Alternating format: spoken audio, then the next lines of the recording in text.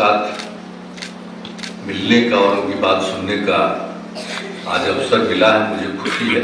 तो ये जो हमारा उद्देश्य है वो यही है कि हम सब जगह घूमना शुरू कर दिए हैं।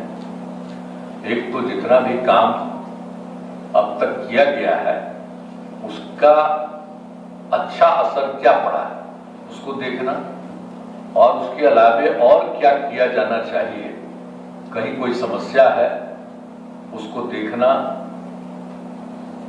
और उसका समाधान किया जाए।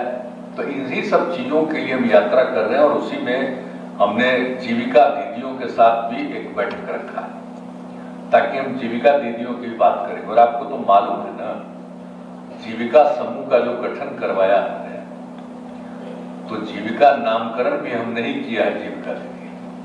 और ये काम जब सब हम आए तो 2006 से ही हमने शुरू करके इसको शुरू करवा दिया।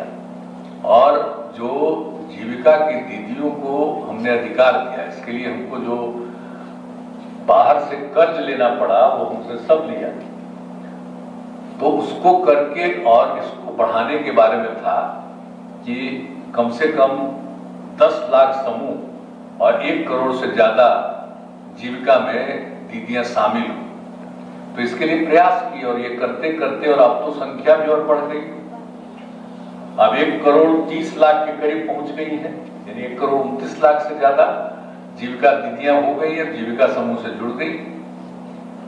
और जो 10 लाख हमने रखा था उससे भी ज्यादा संख्या हो गई तो अब समूह का। तो अब समझ लीजिए कि इतना हुआ तो सब जीविका की दीदियों का। और जो हम लोगों ने काम शुरू किया तो उस समय की जो केंद्र में सरकार थी उनको मालूम हुआ तो वो आ गए वहां के उस समय के केंद्र मंत्री। 14 के पहले की बात वो बता रहे हैं, 14 के बाद वाला बात नहीं बता रहे। तो वो लोग आ करके यहाँ देख लिए और उन लोगों को ये बहुत अच्छा लगा कि भाई आपने तो यहाँ जो इतना ज्यादा काम करा दिया है ये बहुत अच्छा है। और इसका नामकरण जो हमने जीविका किया तो उसके बाद जो राष्ट्रीय स्तर पर यह काम हो रहा था समूह को बनाने के लिए, तो राष्ट्रीय स्तर पर उसका नामकरण इन लोगों ने कर दिया आजीविका। यानी बिहार में जीविका है तो देश भर में आ जाए आजीविका, इसका नामकरण कर दिया। अब आप समझ रहे हैं कि कितनी बड़ी बात है। ये मत आप लोग कभी, क्योंकि हमेशा तो मोबाइले पर ना आप लोग भी काम कर रहे हैं, लेकिन पुराना चीजवा कोई बताएगा तब ना। तो जो पुरानी चीज है कैसे बना और कैसे नामकरण किया गया, तो उस चीज को कभी नहीं भूलना।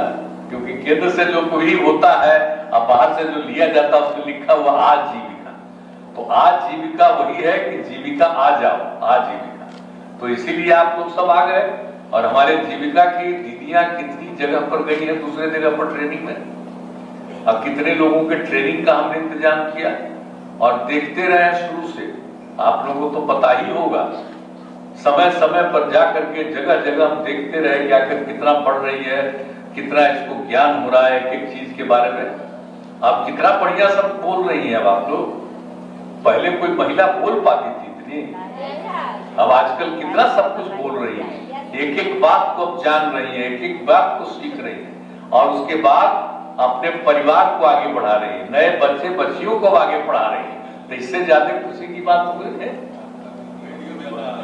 अच्छा कर रही है, अरे वो सब करो, हम तो ऐसे ही बता रहे हैं आपको। तो ये सब जो काम किया गया और इतना आप लोगों ने काम करना शुरू किया है और इतना काम उनको सौंपा गया और सब कुछ इतना अच्छे ढंग से काम कर रही है, हम देखते रहे। और उसी सिलसिले में हमको लगा कि भाई इनको और आगे बढ़ाना, संख्या भी आगे बढ़ाना। आजीविका की दीदियों ने जो हमको कहा है उसी को हम शुरू किए हैं।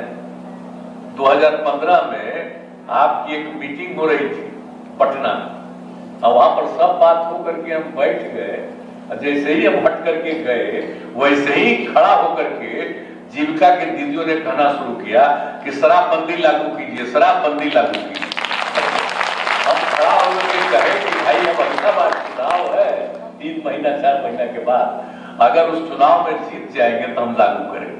अब वही हो गया, हम लोग सब साथी थे और जैसे ही हम लोग जीत गए और उसके बाद हम लोगों ने इसको लागू करना शुरू कर दिया। और जानते हैं आजकल तो कोई कोई कुछ बोलता है, लेकिन जैसे ही हम लोगों ने इस विषय को रखा विधानसभा में और विधान परिषद में, सारे जो हमारे विरोध में भी थे, बीजेपी वाले भी, तो उन लोगों ने भी कहना शुरू किया कि एकदम ठीक है, एकदम ठीक है। अब आजकल कहीं कहीं जहरीला शराब पी के कोई मर जा रहा है तो क्या क्या भाषण दे रहा है। अरे भाई, दारू पियोगे या गड़बड़ चीज पियोगे तब मरोगे ही। हम लोग तो शुरू से कर रहे हैं। अब पिछले साल कितना ज्यादा हमने अभियान चलाया था, भले समाज सुधार अभियान, तो उसमें जितना ज्यादा कहा, हमने कहा कि भाई अब इसमें तो सारे लोगों को निरंतर काम करते रहना पड़ेगा। आप ही लोगों के कहने पर लागू किया गया है, तो हम लोगों को समझाइए। और दूसरी बात हम लोगों ने तय कर दिया कि अगर कोई शराब का काम छोड़ेगा, अभी एक महिला बता रही थी, तो हम लोगों ने तो तय ही कर दिया कि उनको हम लोग मदद करेंगे। और अब हमने क्या तय कर दिया, वो पैसा ज्यादा मांग रही थी तो उस समय 60,000 तय था, अब 1 लाख तय कर दिया। और आगे और इस काम को मानेगी तो जरूरत पड़ेगा तो दारू छोड़ करके दूसरा काम में लगेगी, तो हम निश्चित रूप से उस परिवार को अपना ठीक करेंगी। तो हम 1 लाख से भी ज्यादा की जरूरत पड़ेगा उसको नए काम करने। कितना बुरा चीज है, बाकी लोगों के कहने पर हुआ, बताइए। अब शराब पीना छोड़ दिया, भी बता रही थी, तो कितना घर की स्थिति बेहतर हो गई। अब बच्चे बच्चियों को पढ़ा रहे हैं, और आप लोगों को हम क्यों, मतलब महिलाओं को इतना जो हम विकसित कर रहे हैं। एक तो हमने कह दिया कि रहती है तो एक ऐसा समूह बनाइए और जीविका दीदियां बन जाए और सब मिलकर के काम करेंगी। एक तो वो भी चीज हुआ। और फिर आप देख लीजिए हमने महिलाओं के लिए क्या कर दिया। पहली बार इस देश में बिहार ही है जहां पंचायती राज चुनाव में और नगर निकाय के चुनाव में महिलाओं को 50% दिया गया अधिकार, आधा महिलाओं के लिए आरक्षित कर दिया। अब मतलब आधा ही नहीं, आधा से भी ज्यादा महिलाएं जीत जा रही है। कहीं कहीं जहां पुरुष को भी लड़ना है तो महिला लड़ ही सकती है, महिला को लड़ने में कोई दिक्कत नहीं है, लेकिन 50% में महिला का है, उसमें कोई पुरुष नहीं लड़ सकता। तो अब ये समझ लीजिए अब कितना ज्यादा हो रहा है। और उसके अलावा जो बच्चियों को पढ़ाने के लिए हमने कहा कि बच्चियां पढ़ेंगी, और उसी के लिए ना पोशाक का, साइकिल का सब काम जो शुरू किया, और उससे जो स्थिति हुई और कितना ज्यादा लड़कियां आगे बढ़ी हैं। कम पढ़ती थी, अब काहे लड़कियों को पढ़ाना चाहते हैं। आप जानते हैं बिहार में कम से कम इसकी कमी होने के कारण महिलाओं के, अब उसमें चलते यहाँ का प्रजनन दर कितना ज्यादा है परिवार। तो जब हमने शुरू किया तो देखा प्रजनन दर 4.3 है। तो उसी समय हम लोगों ने पूरा का पूरा तय किया कि नहीं भाई, लड़कियों को पढ़ाना चाहिए।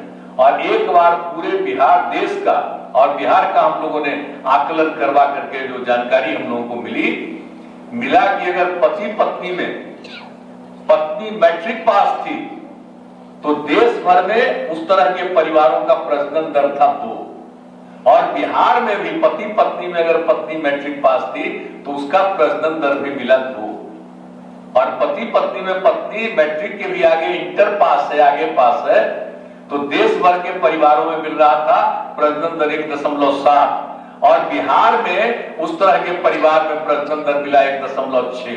इतनी खुशी हुई कि अगर महिलाएं पढ़ जाएंगी तभी ना जाकर के कम होगा। जब महिलाएं पढ़ लेंगी तभी ये प्रजनन दर घटेगा। असली चीज तो वही है। और आजकल जब महिला नहीं पढ़ी हुई है, अब मर्द लोग अपना जिस तरह से रोज रोज अपना करते ही रहता है, लेकिन उसको तो ध्यान में नहीं रहता है कि हमको रोज नहीं पैदा नहीं करना है। अब महिलाएं पढ़ी रहती है तो उनको सब चीज का ज्ञान हो जाता है कि भाई कैसे हमको बचाएंगे, और उस तरह से कितना लाभ हो रहा है। अब उसके चलते अब जानते हैं लड़कियों की पढ़ाई से, एक बात जान लीजिए आप लोग, अब प्रजनन दर घट करके बिहार में हो गया 2.9, और हमारी तो इच्छा है कि अगले 20 साल के अंदर, 15-20 साल के अंदर हम लोग और कर दें, और उसके बाद आबादी बढ़ेगी नहीं, आबादी स्थिर हो जाएगी और उसका नीचे जाएगी, अब प्रजनन दर भी 2 हो जाएगा। तो ये काम भी आप ही को करना। आज पढ़ना है ना, भेजते हैं लड़का लड़की को पढ़ाने के लिए, तो शुरू में तो खूब हुआ, बीच बीच में शिकायत आती है कि स्कूल में सब पढ़ा नहीं रहा। तो आप लोगों से हम यही कहेंगे कि भाई जितना भी है, एक बार हम लोगों ने शुरू किया तो उसको फिर रोक लगा दिया, कोई कहीं से हो गया। हम तो आपको यही कहेंगे कि आप स्कूलों में देखते रहिए, लड़का लड़की तो पढ़ती है स्कूलों में, अब उसमें देख लीजिए कि मास्टर साहब पढ़ा रहे हैं कि नहीं, शिक्षक जो है वो पढ़ा रहे हैं कि नहीं पढ़ा रहे हैं। नहीं पढ़ा रहे हैं तो अपना मोबाइल आप लोगों को है, फोटो वोटो ले लीजिए, और उसके बाद हमने खबर कर दिया है डीएम को, हर जगह वो अपना खबर कर दीजिएगा, अब तुरंत पता चलेगा कि भाई वहां पर तो आ ही नहीं रहे, तो उसे पूछा जाएगा भाई क्यों नहीं आ रहे समय पर पढ़ने के लिए। और जब नहीं आ रहे हैं तो फिर सरकार सबको पैसा देती है, तो सरकार डिसाइड करेगी कि ना, अगर आप नहीं पढ़ाओगे और स्कूल में काम नहीं करोगे। अब बताइए, तो शुरू तो किया था 4,000 रुपए से, अब बढ़ते बढ़ते 20,000 पर, उसको बढ़ाते बढ़ाते और ज्यादा बढ़ा रहे हैं। लेकिन कुछ लोग ऐसे ही बोलते रहता कि कम है, अरे कम है, बढ़ा ही न रहे हैं हम लोग, और बढ़ाते बढ़ाते और आगे करना चाहते हैं। लेकिन पढ़ना नहीं चाहिए जी, पढ़ाना नहीं चाहिए। तो उसको देखते रहिए कि अगर कोई पढ़ा रहा है कहीं की नहीं, तो लड़कियां तो लड़के तो पढ़ रहे थे, तो कहीं अगर कोई कमी है तो कमी नहीं आना। तो इसके लिए भी आपसे अनुरोध है कि इस चीज को भी देखिएगा, पूरे तौर पर आप देखिएगा। और सीधे सीधे आई बाल विवाह, दहेज प्रथा, इसके लिए भी तो कराया है ना। तो बच्चे बाल विवाह, कोई शादी करे, मना करिए कि मत करो। वही बहुत अच्छा बताइए कि 50 साल का है, 50 साल का, 15 साल का, तो उसको मना किया और उसका रख लिया, उसका हो गया। तो कितना अच्छा बात है। लड़का का उम्र 21 साल, लड़की का उम्र 18 साल, तभी होना चाहिए, 18 वर्ष, तभी शादी होना चाहिए। तो उसके लिए बाल विवाह को रोकने के लिए भी जो हमने चलाया उसको एकदम जारी रखें। और दहेज प्रथा के भी खिलाफ, अगर कोई पैसा लेता है, दहेज लेता है, भाई बोलिए तुम्हारा लड़का के ब्याह में पैसा चाहिए, मैंने लड़की की शादी होगी तो लड़की के बाप को पैसा देना है, लड़के के बाप को क्या मतलब है। अगर लड़का का ब्याह नहीं होगा तो उसको कुछ आगे कुछ होगा। असली चीज तो हम सब लोग बैठे हुए हैं, तब मां ने जन्म दिया जी। तो अगर जन्म देती है महिलाएं, तब महिला की शादी होने में पैसा चाहिए, कितनी गलत बात है। कानून तो बना हुआ है, इसे सबको बताना चाहिए कि काहे तुम्हारा शादी होगा, नहीं होगा शादी तुम्हारा, रह जाओ। आज जिसका बाप माता उससे पूछना चाहिए कि तुम्हारा बचवा कैसे पैदा हुआ, तुम्हारी अगर पत्नी नहीं रहती तो तुम्हारा लड़का कहां से पैदा होता। तो इसलिए एक एक बात बताना चाहिए कि भाई इसमें दहेज मत दो। और अगर कोई दहेज लेकर के शादी करता है तो गांव में या कहीं भी पता चले, उसके ब्याह में नहीं जाना चाहिए। तो अपने आप हो जाएगा कि भाई कोई आइए नहीं रहा, तो धीरे धीरे पता चलेगा, पता चल जाएगा कि ये दहेज ले रहा। तो ये भी काम जरूर करिएगा। तो हम पिछली बार तो सब जगह घूम घूम करके एक बात अभी कहेंगे, तो इस बार भी हम आपको कह रहे हैं, इन सब चीजों को भी करते रहिएगा, और जो आपको काम मिला उसको करिए, लोगों को और आगे बढ़ाइए, प्रेरित करिए।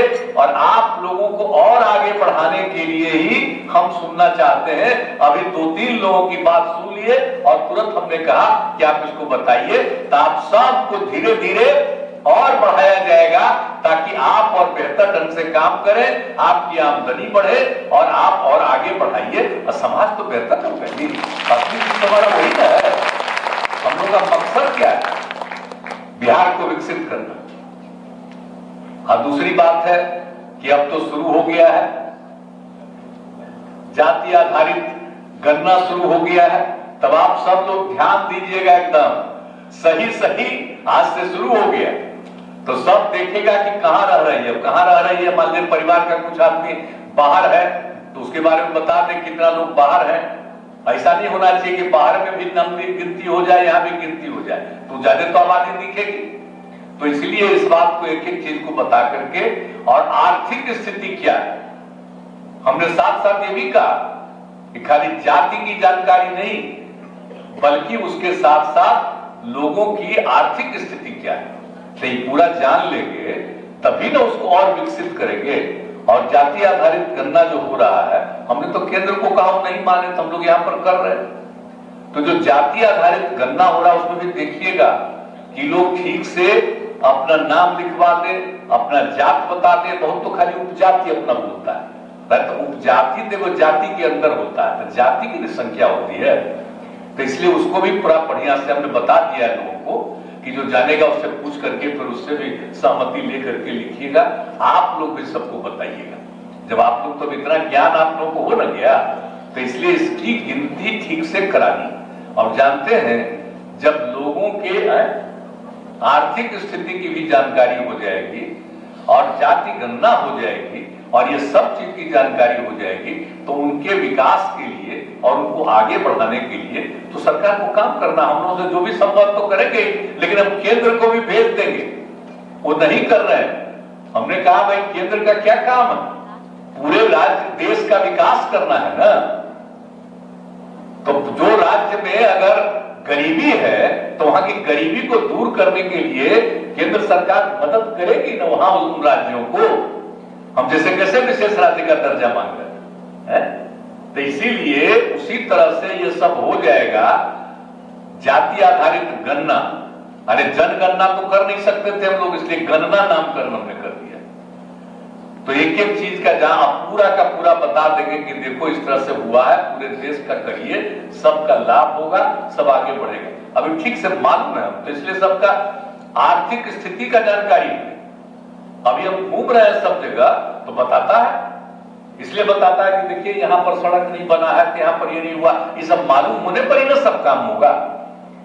तो उसी तरह से आप लोगों से हमारी उम्मीद है कि आप सब जगह तो अपने इलाके के बारे में भी कहीं किसी चीज की कमी है तो मैं तो आपको, मैंने सचिव महोदय को कहूंगा कि इसको भी सब जगह से रिपोर्ट लिया करें, हर जगह से विकास की क्या स्थिति है, कि कहां जो भी काम किया गया वो हो रहा है कि नहीं हो रहा है, इन लोगों से भी जानकारी ले लीजिए ताकि कहीं पर कोई चीज की कमी नहीं रहनी चाहिए। तो आप लोगों से यह भी कहेंगे कि आप तो देखिएगा कि पढ़ा रहा है कि नहीं पढ़ा रहा, वो बता दीजिएगा, और कहां क्या चीज की कमी रह गई है, हुआ है कि नहीं हुआ।